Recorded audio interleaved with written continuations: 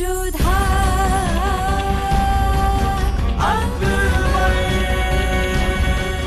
ये धारावाहिक किसी प्रकार की ऐतिहासिकता का दावा नहीं करता। तत्कालीन परिस्थितियों को दर्शाने के लिए आवश्यक और उचित नाटकीय रूपांतर किए गए हैं। ऐतिहासिक रूप से जोधाबाई के स्थान पर हरकाबाई, हीर कुंवर जैसे नाम इतिहास में प्रचलित हैं। ये धारावाहिक किसी भी सामाजिक परंपरा और पारिवारिक संबंधों का ऐतिहासिक दावा नहीं करता है। इसका उद्देश्य किसी भी समुदाय की भावनाओं को ठेस पहुंचाना नहीं है।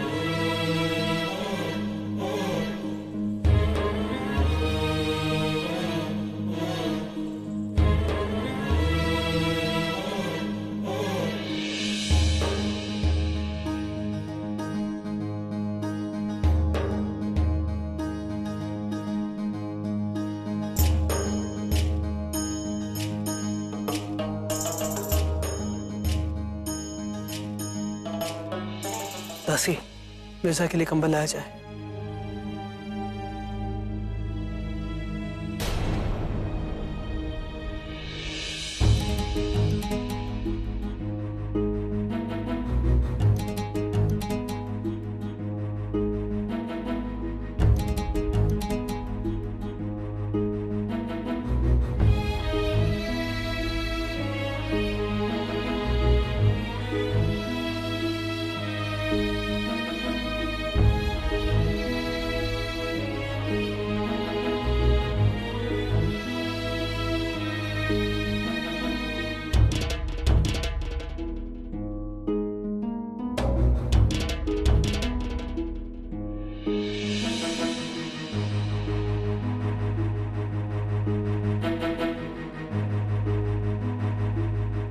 शहंशाह,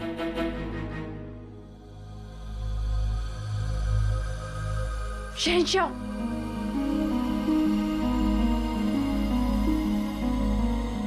शहंशाह, आज ना हम आपको धन्यवाद देने आए हैं कि आपने बापू साहब को मुक्त कर दिया, ना आपसे पूछने आए हैं कि आपने उन्हें क्षमा क्यों किया।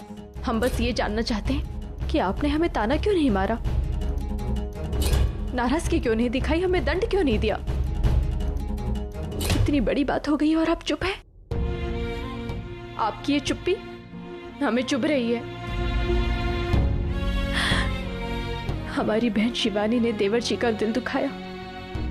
हम चाहते हैं कि आप हमें दंड दीजिए, चिल्लाइए हम पर, चीखिए हम पर, क्रोधित होइए, परंतु उस तरह से चुप मत रहिए। आपका ये मौन भीतर ही भीतर हमें खाए जा रहा है शहंशाह।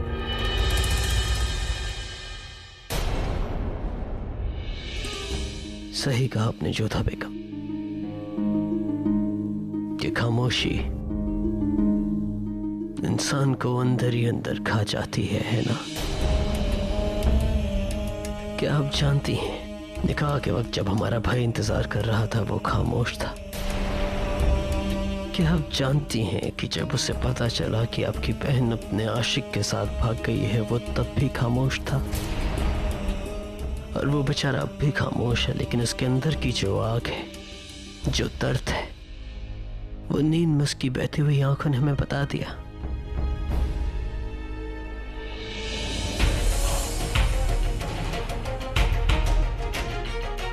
रही बात आपको सजा देने की जोधा बेगम, तो उसके लिए हमें आपकी इजाजत की जरूरत नहीं है, मगर हम असल गुनहगार को सजा देने में यकीन रखते हैं। और असल गुनहगार आपकी भागी हुई बहन शिवानी और उसका आशिक तेजवंत है।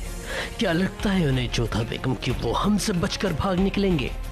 मुगल सल्तनत इतना बड़ा है और हमारे हाथ इतने लंबे कि हमसे बचकर भागने के लिए उनके पैरों के नीचे से जमीन कब पड़ जाएगी। उन्होंने हमारे खानदान और मुगल सल्तनत की रसवाई की है, हमारे भाई का दिल तोड़ा है। पर उनके गुनाहों के लिए हम उन्हें सजा देकर रहेंगे जोधा बेगम। हमारे सिपाही निकल चुके हैं उन्हें ढूंढने के लिए और वो उन्हें बहुत जल्द गिरफ्त में लेकर हमारे सामने लाएंगे। बस यही मोहब्बत है भाईजान। आप जिसे चाहते हो उसे चाहकर भी तकलीफ नहीं पहुंचा पाते।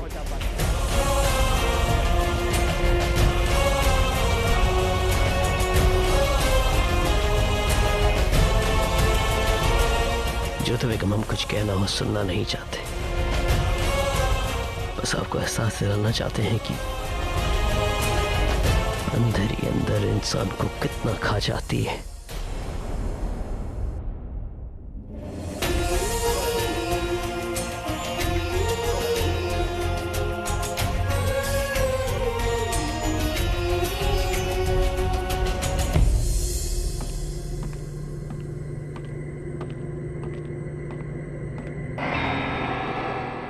बहुत जल्द वापस आ गए गुलफाम। हुजूर, आपने कैसे पहचाना कि ये मैं ही हूँ? कैद बहुत कुछ सिखा देती है, या ना कोई देखने को मिलता है ना सुनने को। हवाओं की सरगोशियां भी पढ़नी आ जाती हैं इंसान को। खैर वो छोड़ो, ये बताओ कोई खास खबर लाए हो? हुजूर, मालूम चल गया है कि शाही महल में अबुल माली का मोहरा कौन है। जल्दी बताओ। अबुल माली के हरम की कनीज।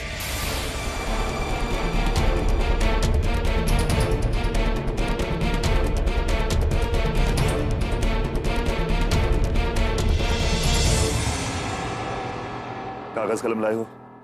जी।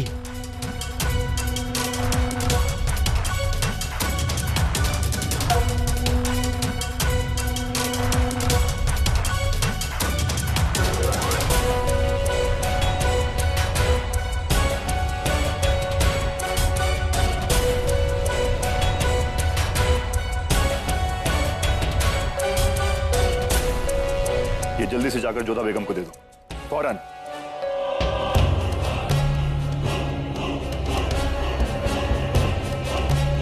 बेनज़ीर, शुक्रिया।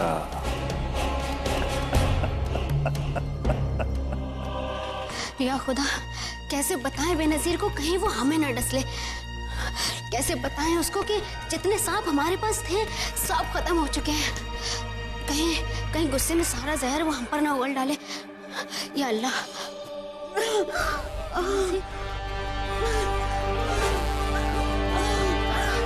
क्या कर रहे हो बेनज़ीर?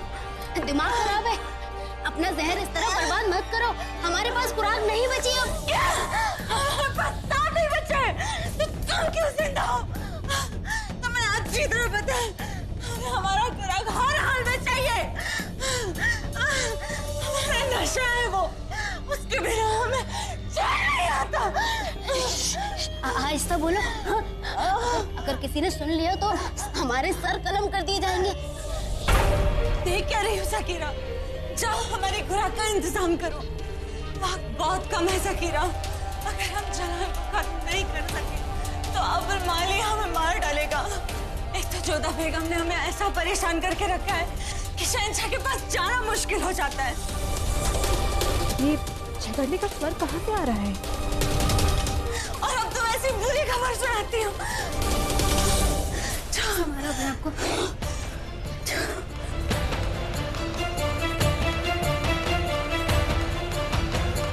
जोधा, क्या हो मोती? आपके लिए एक पैगाम आया है। कहाँ से? शरीफुद्दीन जी ने भेजा है। उन्होंने आपको मिलने के लिए बुलाया है। वो जानते हैं महल में कौन है जिसने शहंशाह के प्राणों पर संकट है। क्यों? हाँ, इसलिए हमको ढूंढते हुए यहाँ आए। हमें शरीफुद्दीन जी से मिलने अभी जाना होगा। नहीं जोधा, अभी रात्रि है और फिर क्या पता है शरीफुद्दीन की कोई नई चाल हो, कोई जाल बुन रहे हो आपके विरुद्ध। यदि ये जाल है तब भी हमें जाना होगा मोती, क्योंकि यदि शरीफुद्दीन जी की बात में तारीख भी सकते हैं तो शहंशाह के प्राणों की रक्षा करना हमारा कर्तव्य है। हमें अभी जाना होगा। महामंगा, जलाल को क्या हो गया है? हमें तो कुछ समझ नहीं आ रहा है। उन्होंने राजा भारमल को रिहा कर दिया। बाइज्जत बेगम रुकैया, आप बाइज्जत कहना भूल गई। जलाल ने राजा भारमल को बाइज्जत बरी ही नहीं किया, आमेर जाने की इजाजत भी दे दी। गुनहगार कोई भी हो, सजा मिलनी चाहिए, ये जलाल का कायदा था। लेकिन राजा भारमल के साथ पता नहीं जलाल को क्या हो गया। आदम खान उनके दूध भाई, लेकिन उनके गुनाह की सजा जलाल ने उन्हें बराबर की। शरीफुद्दीन उनके बहनोई हैं, आज भी कैद में सजा काट रहे हैं। बख्शी भाभी जलाल की बहन, अपनी बहन के साथ जलाल इतने खफा है कि उन्होंने मिर्जा हाकिम के निकाह में शरीक होने की इजाजत तक नहीं दी उन्हें। लेकिन बेगम जोधा का मामला थोड़ा अलग है। बेगम रुकैया, उनके वालिद को जलाल ने ना ही बाइज्जत बरी किया बल्कि आमिर जाने की इजाजत दे दी। इसे सिर्फ और सिर्फ एक ही बात जाहिर होती है कि जलाल के करीब जा रही है बेगम जोधा, उनकी खास बनती जा रही है। इसीलिए बार बार आपसे कह रहे हैं कि आपको कुछ करना होगा। लेकिन क्या? बेनजीर, आपके सवाल का जवाब। बेनजीर? जी हाँ, आपको याद होगा किस तरह जलाल ने बेगम जोधा को दरकिनार करके बेनजीर को अपने पास बैठाया। ताकि मुआफ हो हुजूर, मगर कुछ बांदी आपसे मिलना चाहती है। कल उनका त्योहार है, उसकी इजाजत लेने के लिए। बाद में रेशम। हुजूर, वो जोधा बेगम की बांदियां हैं और आपके भी कई पुरानी बांदियां उनमें शामिल है। अंदर लेकर आओ। बेगम रुकैया? महामंगा, वो जोधा बेगम की बांदियां, आने दो।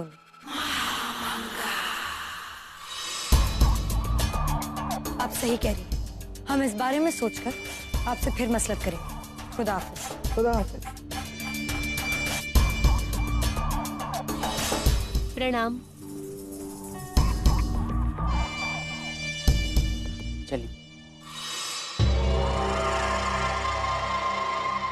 बोलो। प्रणाम।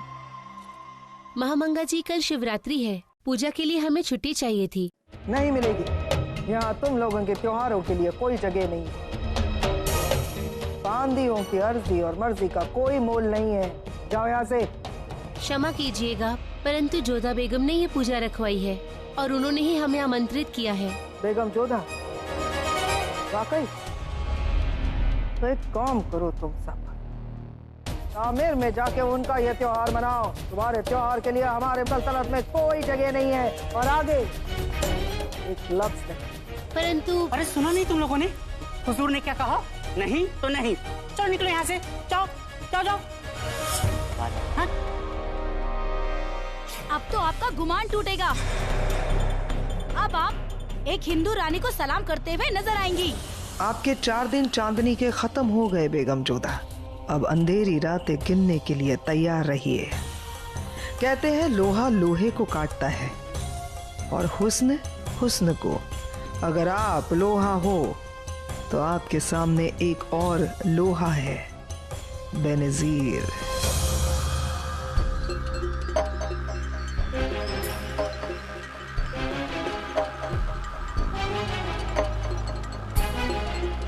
ये सब बंद कीजिए शरीफुद्दीन जी। आपको जो भी सूचना देनी है किसी और को दीजिए। हम आपकी कोई सहायता नहीं कर पाएंगे। यदि शहंशाह को पता चल गया कि हम यहाँ बांदी है वो,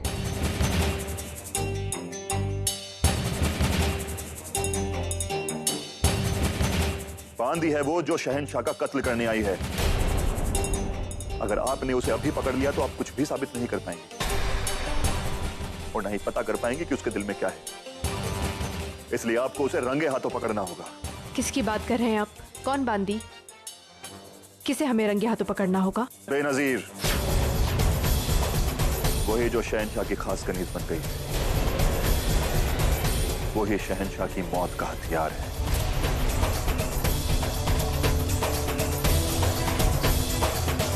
अबुल माली के हरम से आई है वो, शहंशाह के लिए खास तोहफा बनकर।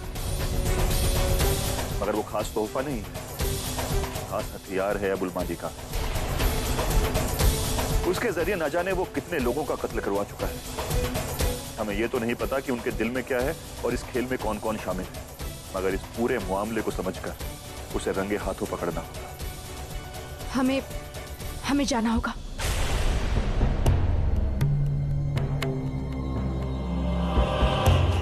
जोधा बेगम, आप अभी से डर गई? अभी तो हमने आपको बताया ही नहीं कि आपके लिए हमारे दिल में क्या है।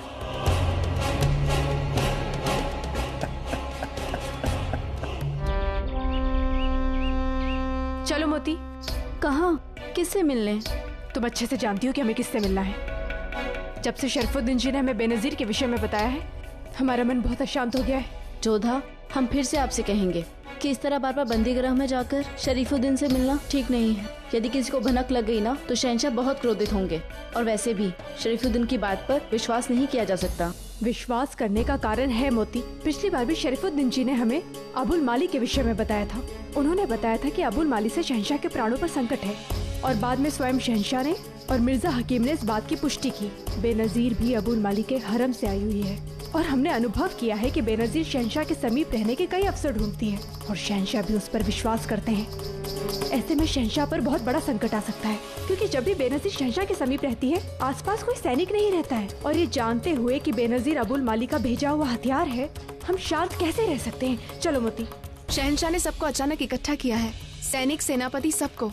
लगता है किसी युद्ध की तैयारी हो रही है। युद्ध? जी। किससे?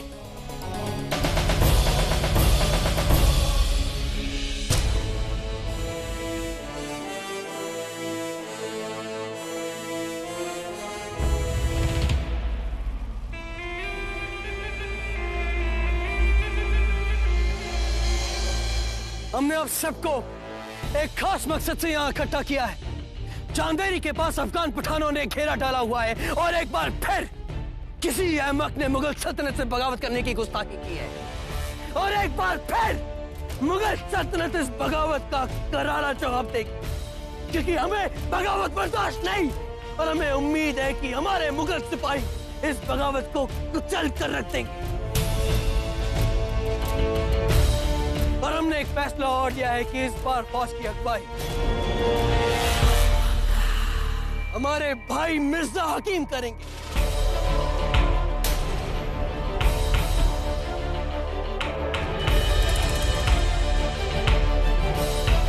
मुगल सल्तनत जिंदाबाद, मुगल सल्तनत जिंदाबाद, शहंशाह जलालुद्दीन जिंदाबाद, शहंशाह जलालुद्दीन जिंदाबाद। मिर्जा हाकिम, लगता है जलाल का दिमाग खराब हो गया है।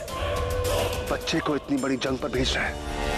देख सकते हैं कि आप में से बहुतों को लगता है कि हमारे भाई की उम्र बहुत कम है इस जंग में। तो हम आप सबको बता देना चाहते हैं कि आपके शहंशाह जलालुद्दीन मोहम्मद की उम्र महज 13 साल की थी जब उसके सर पर मुगल सल्तनत का ताज और उसकी जिम्मेदारियों को रखा गया था। और हमारा दावा है आपसे कि हमारे भाई उसी तरह फतेह हासिल करेंगे जैसे हमने आज तक फतेह हासिल करी है,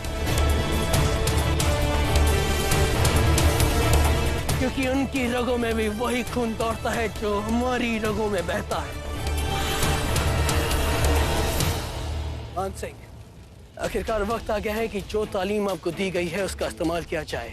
ये आपकी जिंदगी की सबसे पहली जंग होगी, और वो भी मुगल हुकूमत के लिए। तो हमें उम्मीद है कि आप हमें निराश नहीं करेंगे। हम आपके इस भरोसे के लिए आभारी हैं शहंशाह। हम आपके भरोसे पर खरा उतरेंगे।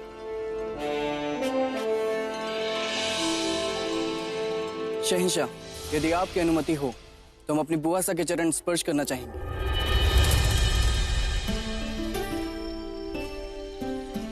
बेशक।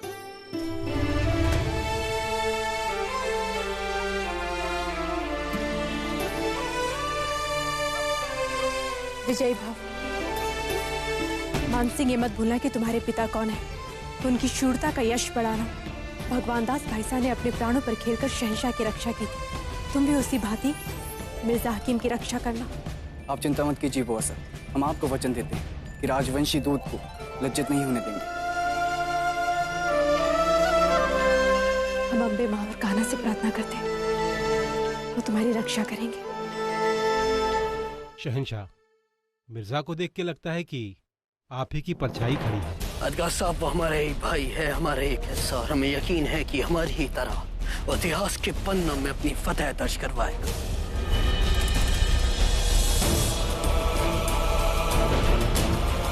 मुगल सल्तनत जिंदाबाद, मुगल सल्तनत जिंदाबाद, जलालुद्दीन मोहम्मद जिंदाबाद, जलालुद्दीन मोहम्मद। हमें नजरअंदाज करके इस बच्चे को जंग पर भेज रहा है।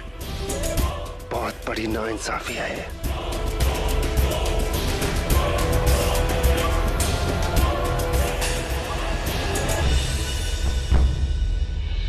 मोती, हमने सोचा था कि शहंशाह को बेनजीर के विषय में बताएं, परंतु ना तो हमें समय मिल पा रहा है, युद्ध सर पर आ गया है और शहंशाह बहुत क्रोधित भी है।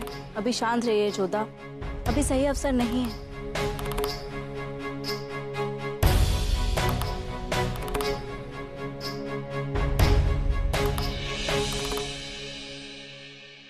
अस्सलाम वालेकुम अम्मी जान, आपने मैं याद फरमाया।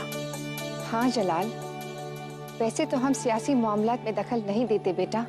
अतका खान और महामंगा तुम्हें बेहतर सलाह देते हैं, लेकिन फिर भी मिर्जा को जंग पे भेजने का तुम्हारा फैसला हमें समझ नहीं आया। उसे इतनी बड़ी जिम्मेदारी देकर कहीं तुमने कोई गलती तो नहीं कर दी? आपको ऐसा क्यों लगता है अम्मी जान, हमें बताएंगे? क्योंकि शिवानी के सदमे से मिर्जा अभी तक बाहर नहीं आ पाए। उसे अपने आप को संभलने का कुछ वक्त चाहिए बेटा। तुम दिल से नहीं दिमाग से काम लेते हो, लेकिन मिर्जा वो दिल को ज्यादा तवज्जो देता है। वो तुम्हारे जैसा नहीं है बेटा।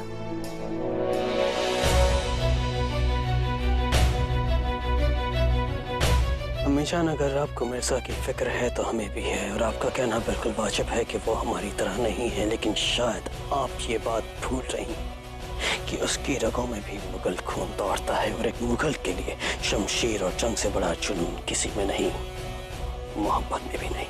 और आज जो उसकी हालत है उसके लिए कहीं ना कहीं हम अपने आप को जिम्मेदार मानते हैं, क्योंकि उसके लिए रिश्ता हमने ही तय किया था। तो उसके गम को दूर करने की जिम्मेदारी हमारी ही बनती है। मोहब्बत के दर्द और गुस्से के गुबार को मिटाने के लिए ही हम उसे इस जंग पर भेज रहे हैं, और हमें यकीन है कि वो हमारे इस फैसले पर खरा उतरेगा।